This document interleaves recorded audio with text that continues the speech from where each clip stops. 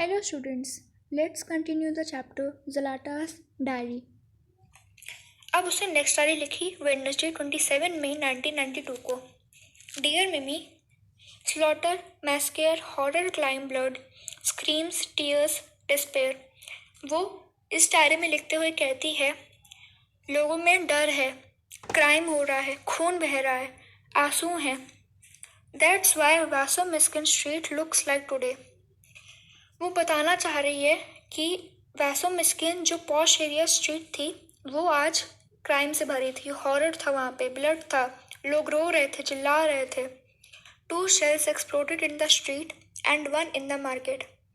दो शेल और गिर गए एक मार्केट में। Mummy was near by at the time. उसकी जो मम्मा थी वहीं पे आसपास थी कहीं। She ran to grandma and grand दादास, daddy and I were beside ourselves because she hadn't come home. वो अपने दादा दादी के पास और पापा के पास भागी। नर्वस थी क्योंकि उसकी मम्मा अभी तक घर पहुंची नहीं थी।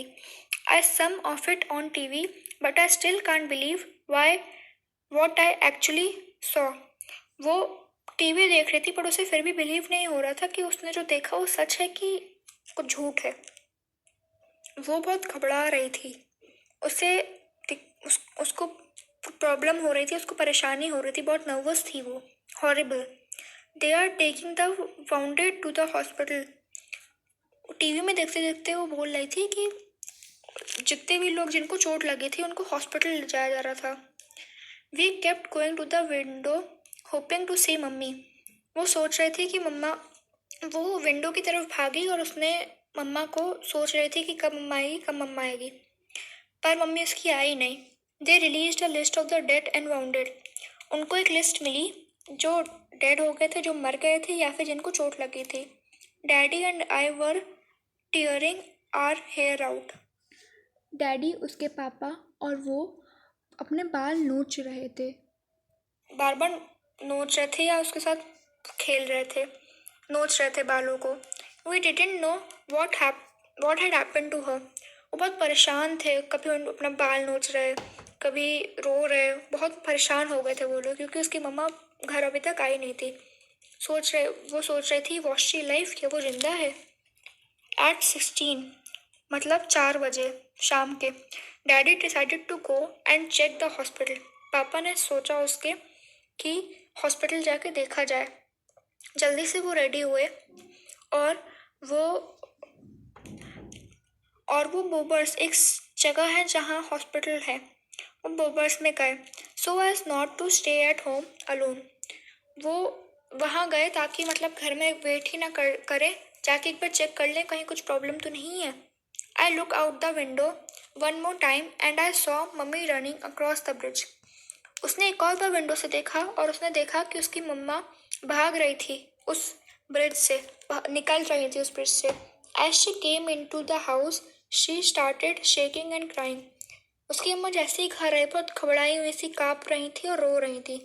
Through her tears she told us how she had seen dismembered bodies.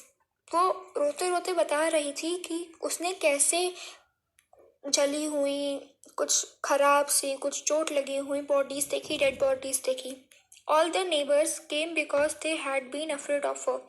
सारे पड़ोसी, सारे नेबर आ गए थे, जितने भी थे आसपास के, बहुत घबराए हुए देख के सब उसके घर में आ गए थे। Thank God mummy is with us, thank God. वो लड़की फ्लाटा भगवान को थैंक कर रही थी कि उसकी मम्मा उसके साथ है। A horrible day, uncomfortable. वो इसमें एंड में लिखती है, बहुत ख़राब दिन था क्योंकि जिसकी मम्मा, ऑलमोस्ट उसको ये फील हुआ था कि उसकी मम्मा कुछ हो ना जाए, तो इसलिए वो लिखती है हॉरिबल डे। अब नेक्स्ट उसने डायरी लिखी संडे 20 सितंबर 1992 को। लिखती है, dear mummy, yippee, I cross the bridge today, finally I got to go out too. आज वो खुश थी क्योंकि आज उसे बाहर जाने का मौका मिला। I can hardly believe. वो सोच सकती थी कि हाँ मैं मतलब आज बाहर गई, वो बिलीव नहीं कर पा रही थी। The bridge hasn't changed. Bridge कोई चेंज नहीं हुआ था, but it's sad because of the post office. वो नाराज़, वो दुख में थी क्योंकि पोस्ट ऑफिस जल चुका था। It's in the same place but it's not the same as old post office. वो उसी जगह पे है बट वो वैसा नहीं दिखता जैसा पहले दिखता था। फायर ने उसको सब खराब कर दिया। It stands there like a witness to brutal destruction. वो वहाँ पे बस ऐसा खड़ा है जैसे एक विटनेस हो उस डिस्ट्रक्शन का, उस फ्लेम्स का जो पोस्ट ऑफिस में लगी थी। The streets are in the same. Streets ऐसी नहीं है। वहाँ पे कुछ लोगों का खून पड़ा है, कुछ गंदगी सी फैली हुई, वहाँ अच्छा नहीं है। All the shops windows have been broken. वहाँ की जो शॉप्स थी उनकी विंडोज टूट चुकी थी। My school was hit by a shell and its top floor destroyed. उसके स्कूल का जो टॉप फ्लोर था वो एक शेल से टूट गया था और डिस्ट्रॉय हो गया था उसके स्कूल का top floor. The theatre was also hit by some disgusting shells. Theatre जो था वो भी खराब हो चुका था, वो भी टूट चुका था। An awful lot of wonderful old Sarajevo building have been wounded. जो साराजीवो की पुरानी बिल्डिंग थी वो भी टूट फूट गई थी। I went to see my grandma and grandad. वो अपने दादा दादी पास गई थी। Oh how we hugged and kissed. उनसे वो मिली और हग किया। They were very happy to C.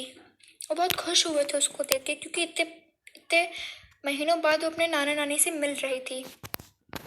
They have lost weight and aged since. I last saw them 4 months ago.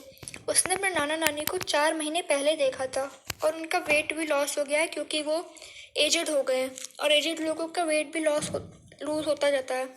They told me I had grown. वो कहते हैं कि मैं बड़ी हो गई हूँ, अब मैं बड़ी दिखने लगी हूँ। That's nature at work. उसने सोचते हुए लिखा कि वो तो नेचर का ही कमाल है। And there are lots and lots of people and children in Sarajevo who are no longer among the living. और वहाँ बहुत से ज़्यादा बच्चे लोग और बच्चे नहीं जिंदा थे अभी भी साराजीवो में। मतलब बहुत कम लोग थे साराजीवो में अभी भी जिंदा। The war has claimed them. War ने उनको ख़त्म कर दिया। And all of them were innocent. वो सारे के सारे इनोसेंट थे। We ran into Marijana's mother. वो मारीजाना की जो मम्मा थी उनके पास भागे। They didn't leave. वो अभी तक जिंदा थी। She is alive and well. वो ठीक थी। We also went to see our friends Doda. वो अपनी फ्रेंड डोडा को भी देखने गई थी। मतलब सबसे वो मिल रही थी एक करके। पहले नाना नाना पास गई, फिर माराजाना उसकी मदर पास गई, फिर डैडो पास गई, उसकी जो फ्रेंड थी सबको देखने गई कि वो ठीक है कि अब कोई प्रॉब्लम है। Dear Mimi, I have something to confess to you. Mimi से वो कुछ कहना चाहती थी। I dressed up, I put on that nice outfit. उसने वो कहती है कि मैं बहुत अच्छे से ड्रेस हुई और मैंने एक अच्छी सी कोई आउटफिट, कोई अच्छे से कपड़े पहने। माई shoes were a bit tight. उसके शूज़ थोड़े टाइट हो गए थे।